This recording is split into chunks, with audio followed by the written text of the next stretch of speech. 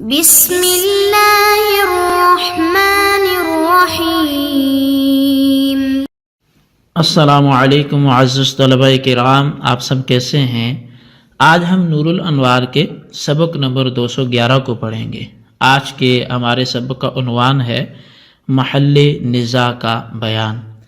آج کے سبق میں ہم اسی چیز کو دیکھیں گے کہ جو گزشتہ سبق میں بھی ہم نے پڑھا کہ مشترک کے چونکہ ایک سے زائد معنی ہوتے ہیں، تو ایک کے مراد لینے کے بعد دوسرا معنی بھی مراد ہو سکتا ہے یا نہیں، اور اس معاملے میں محل نزاع کیا ہے۔ تو آج کے ہمارے سبق کی عبارت و تحریر و محل النزاع سے شروع ہوتی ہے۔ تو آئیے سب سے پہلے عبارت پڑھ کے اس کا ترجمہ کرتے ہیں، اس کے بعد باقاعدہ سبق کی وضاحت کی طرف بڑھتے ہیں۔ مصنف علیہ رحمہ لکھتے ہیں وتحریر محل النزاع انہ هل يجوز ان يراد بلفظ واحد في زمان واحد كل من المعنيين على ان يكون مرادا او مناتا للحكم ام لا۔ فرمایا کہ محل نزاع کی تحریر کا خلاصہ یہ ہے کہ ایک لفظ سے ایک زمانے میں دو معنوں میں سے ہر ایک کا اس طور پر مراد ہونا کہ وہی مراد اور مدار حکم ہو، کیا یہ جائز ہے یا جائز پھر نہیں ہے؟ تو فعندنا لا يجوز ذالک، تو ہمارے نزدیک یعنی احناف کے نزدیک یہ جائز نہیں ہے۔ لأن الواضع خصص اللفظ للمعنى بحيث لا يراد به غيره،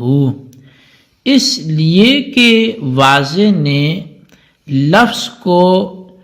معنی کے لیے اس طور پر خاص کیا ہے کہ اس سے اس کا غیر مراد نہ لیا جائے۔ فاعتبار وضعه لهذا المعنى یوجب ارادتہ خاصۃً، پس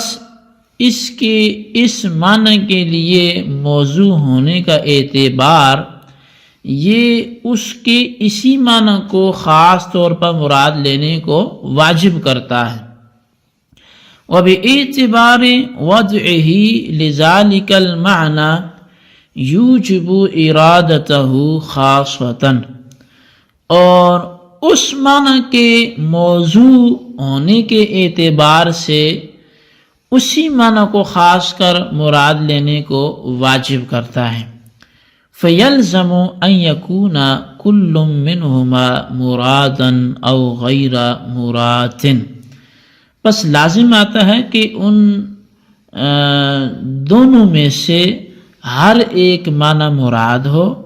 یا غیر مراد ہو۔ فلا يكون ذلك الا بان يراد احد المعنيين، اور یہ نہیں ہوگا مگر اس صورت میں کہ دو معنوں میں سے ایک کو مراد لیا جائے، على انه نفس الموضوع له، اس طور پر کہ وہی اس کے لیے موضوع ہے، والآخر على انه يناسبه، اور دوسرا اس طور پر کہ وہ اس کے مناسب ہے۔ فَيَكُونُ جَمْعًا بَيْنَ الْحَقِيقَةِ وَالْمَجَازِ وَهُوَ بَاطِلٌ، تو پس یہ حقیقت اور مجاز کے درمیان اجتماع لازم آئے گا جو کہ باطل ہے۔ وَعِنْدَهُ يَجُوزُ ذَلِكَ بِالشَّرْطِ اللہ یکون بینہما متواطۃ کالحیض والطہر لا یجوز بالاجماع، اور امام شافعی کے ہاں یہ جائز ہے اس شرط کے ساتھ کہ ان دونوں کے درمیان تضاد نہ ہو، جیسا کہ حیض اور طہر کے درمیان تضاد ہے، تو پس ان دونوں کا جمع ہونا بھی ان کے ہاں اور ہم کے ہاں بالاجماع جائز نہیں ہے۔ وَقَذَا لَا تَجُوزُ إِرَادَةُ الْمَجْمُوعِ مِنْ حَيْثُ هُوَ مَجْمُوعٌ بِالْاتِّفَاقِ، اور ایسے ہی مجموع کو من حیث المجموع مراد لینا بھی بالاتفاق جائز نہیں ہے۔ وتحقیق کل ذالک فی التلویح، اور ہر ایک کی تحقیق وہ تلویح میں موجود ہے۔ جی طلبہ کرام، یہ ہمارے آج کے سبق کی عبارت اور اس کا ترجمہ تھا جو آپ نے سماعت کیا۔ آئیے اب آج کے سبق کی وضاحت کی طرف ہم بڑھتے ہیں۔ جیسا کہ ابتداً عرض کر دیا گیا کہ چونکہ ہم مشترک کے بیان کو پڑھ رہے تھے اور مشترک میں بھی بالخصوص اس ٹاپک کو پڑھ رہے تھے کہ بہت سے معانی اکٹھے ہو سکتے ہیں یا نہیں ہیں، عموم مشترک جائز ہے یا ناجائز ہے، تو شارح نور الانوار حضرت علامہ ملا جیون علیہ الرحمہ نے فرمایا کہ عموم مشترک کے جواز اور عدم جواز کے سلسلے میں احناف اور شوافی کے درمیان اختلاف کا حاصل اور اختلاف کا خلاصہ یہ ہے کہ ایک وقت میں ایک لفظ سے دو معنوں میں سے ہر ایک معنی کا اس طور پر مراد لینا کہ ان میں سے ہر ایک معنی مراد ہو اور مدار حکم ہو، یہ جائز ہے یا نہیں ہے؟ تو ہمارے نزدیک یعنی احناف کے نزدیک یہ بات ناجائز ہے کہ ایک لفظ ہو، ایک ہی وقت میں اس لفظ سے اس کے دونوں معنی مراد ہوں، جبکہ امام شافعی علیہ رحمہ کے نزدیک یہ جائز ہے کہ ایک لفظ سے ایک ہی وقت میں دو معنوں میں سے ہر ایک کو اس طور پہ مراد لینا کہ ان میں سے ہر ایک معنی جو ہے وہ مرادی بھی ہو اور مدار حکم بھی ہو، تو امام شافعی کے ہاں یہ بات جائز ہے۔ ہماری دلیل یہ ہے کہ لفظ مشترک جو ہے جس قدر معانی کے لیے موضوع ہوتا ہے ان میں سے ہر معنی کا واضح علادہ ہوتا ہے، یعنی مشترک کے اگر معنی متعدد ہوتے ہیں تو ان کی وضعیں بھی متعدد ہوتی ہیں، یعنی اس لفظ کو ایک واضح ایک معنی کے لیے وضع کرتا ہے اور دوسرا واضح دوسرے معنی کے لیے وضع کرتا ہے۔ پس جب واضح نے اس لفظ کو ایک معنی کے لیے وضع کیا اور خاص کیا ہے تو اس لفظ سے یہی معنی مراد ہوں گے اور اس کے علاوہ دوسرے معنی مراد نہیں ہوں گے، اور جب دوسرے واضح نے اس لفظ کو دوسرے معنی کے لیے وضع کیا اور خاص کیا ہے تو اس وضع کے اعتبار سے دوسرے معنی مراد ہوں گے اور پہلے معنی مراد نہیں ہوں گے۔ پس جب لفظ مشترک سے دونوں معنی کا ارادہ کیا گیا تو ان دونوں معنوں میں سے ہر ایک کا مراد اور غیر مراد ہونا لازم آئے گا، اور یہ تو باطل ہے، لہٰذا دونوں معنوں کا ارادہ کرنا بھی باطل ہے، اور بہرحال موضوع لہو ہونے کی حیثیت سے دونوں معنی کا مراد لینا تو باطل ہو گیا۔ اب صرف یہ صورت ہے کہ ان میں سے ایک معنی کا ارادہ موضوع لہو یعنی کہ حقیقت ہونے کی حیثیت سے کیا جائے، اور ایک معنی کا ارادہ علاقے کی وجہ سے یعنی مجاز ہونے کی حیثیت سے کیا جائے،